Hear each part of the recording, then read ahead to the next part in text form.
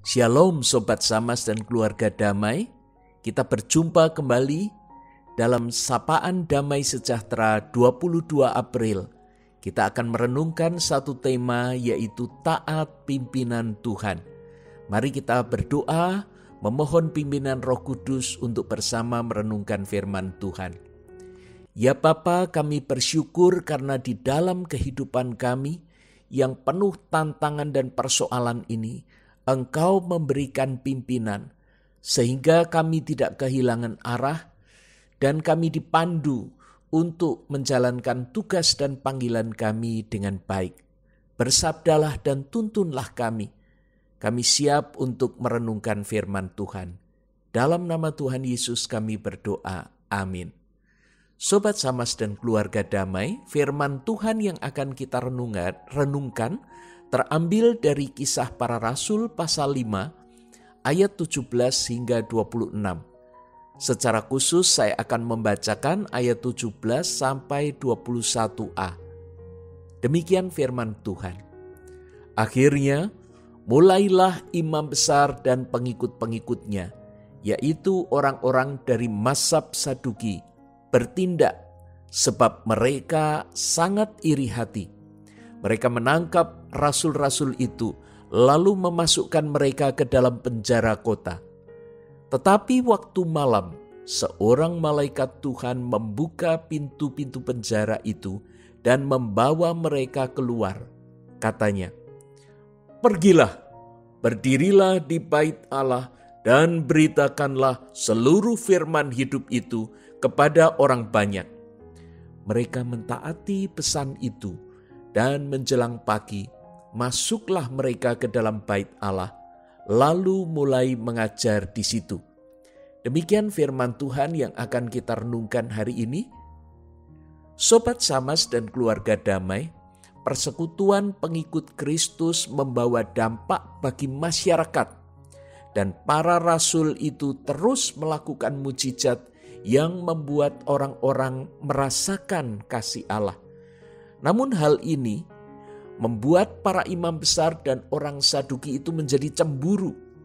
Apalagi ketika para rasul itu dengan berani menyatakan di hadapan persidangan bahwa para pemimpin agama itulah yang telah membunuh Yesus. Kita bisa membaca itu dalam kitab Kisah Para Rasul 4 ayat 10. Dengan berani para rasul ini juga menyampaikan pengajaran tentang kebangkitan orang mati. Padahal orang Saduki itu tidak percaya akan kebangkitan orang mati. Kita bisa membaca itu di Kisah Para Rasul pasal 23 ayat 8. Dalam bacaan hari ini kita melihat bahwa iri hati imam-imam besar dan orang-orang Saduki itu sudah tidak terbendung. Sehingga mereka menghalalkan segala cara, yaitu dengan menangkap para rasul itu dan menjebloskan mereka ke dalam penjara. Namun mereka lupa bahwa sebenarnya bukan para rasul itu yang mereka hadapi, tetapi mereka berhadapan dengan Allah sendiri yang belum selesai dengan mandat atau tugasnya bagi para rasul itu untuk terus memberitakan firman-Nya. Penjara dengan penjagaan ketat itu ternyata bukan persoalan besar bagi Allah. Karena Allah bisa menyuruh malaikatnya untuk membawa para rasul itu keluar dari penjara. Namun pembebasan ini bukan untuk melarikan diri, untuk pergi, untuk berhenti atau lepas dari tugas pemberitaan firman. Sebaliknya malaikat itu memberi tugas yang begitu radikal, yaitu untuk memberitakan firman di hadapan orang banyak. Mungkin kita menganggap perintah ini ekstrim. Bukankah setidaknya Allah bisa menunggu suasana bisa aman dulu, tenang dulu, baru kemudian melanjutkan pemberitaan firman di saat yang lain? Namun kita lihat para rasul itu mentaati perintah dari malaikat itu. Menjelang pagi masuklah mereka ke dalam bait Allah, lalu mulai mengajar di situ. Langsung mereka mengerjakannya. Tidak ada protes maupun penolakan. Semua dikerjakan dengan ketaatan dan semangat penuh. Sungguh semangat dan keberanian yang luar biasa. Dan benar saja, Karena di ayat 26 dicatat bahwa kepala pengawal serta orang-orangnya itu pergi ke bait Allah, lalu mengambil kedua rasul itu. Para rasul itu memang kembali ditangkap. Tetapi firman sudah diberitakan. Kebenaran itu sudah disampaikan di hadapan orang banyak yang berada di bait Allah itu. Pemberitaan firman sering dihadapkan pada kendala situasi. Seolah firman itu baru bisa diberitakan saat situasinya ideal. Sehingga saat kendala muncul, pemberitaan firman tertunda. Namun kita tetap perlu hikmat. Hikmat yang dari Tuhan untuk bisa membaca situasi dengan baik. Sehingga strategi pemberitaan firman juga dapat dilakukan dengan tepat. Dalam firman hari ini para rasul sangat bergantung pada pimpinan Tuhan. Sehingga dapat membaca situasi itu dengan tepat. Dan melaksanakan tugas pemberitaan firman dengan kekuatan penuh. Ketika mereka ditangkap, tentu tidak pernah membayangkan bisa keluar dalam waktu yang cepat.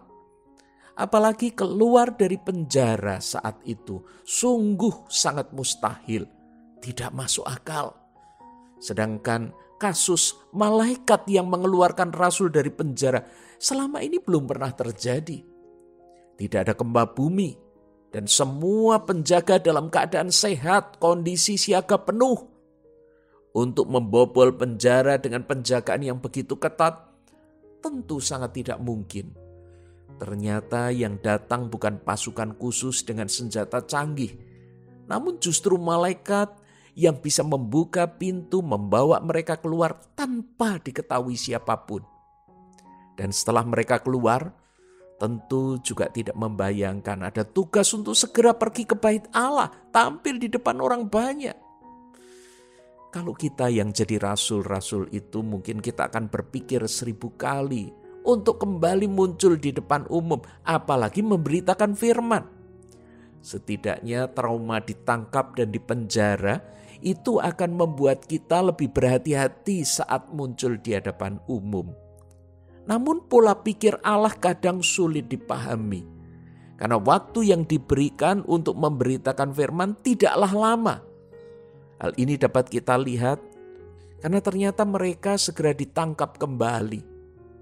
Tetapi kita melihat di situ bahwa orang-orang banyak itu mendapat kesempatan untuk menerima firman Tuhan itu. Dan memang para rasul itu kemudian ditangkap dan dihadapkan kepada pengadilan mahkamah agama. Tetapi di sana pun mereka memberitakan firman, menyatakan kebenaran Allah. Menghadapi tantangan dan persoalan hidup memang tidak mudah. Namun pimpinan Tuhan selalu jelas dan memampukan kita menghadapi dan mengerjakan tantangan dan persoalan itu. Godaan terbesar kita adalah mengikuti kemauan kita yang bertentangan dengan kehendak Tuhan. Kekhawatiran masa depan dan trauma masa lalu menjadi bayang-bayang sepanjang hidup. Hal ini akan membawa kita dalam kebimbangan dan spekulasi. Karena semua yang ada hanyalah kemungkinan, rekayasa kita semata. Sebetulnya pilihan kita hanya satu. Taat pimpinan Tuhan dan menyelesaikan tugas kita dengan baik. Mari kita menyerahkan seluruh pergumulan kita, kekhawatiran kita, persoalan kita kepada Tuhan dalam doa. Ya Bapa yang penuh kasih, kami bersyukur karena firman-Mu hari ini menguatkan kami, menolong kami untuk percaya kepada pimpinan Tuhan. Persoalan boleh rumit, selalu ada masalah begitu berat, tetapi pimpinan Tuhan selalu ada. Buatlah kami taat, setia, supaya kami boleh melangkah dengan pasti menurut pimpinan Tuhan. Terima kasih Tuhan, meteraikan firman-Mu ini dalam kehidupan kami. Di dalam nama Tuhan Yesus kami berdoa. Amin.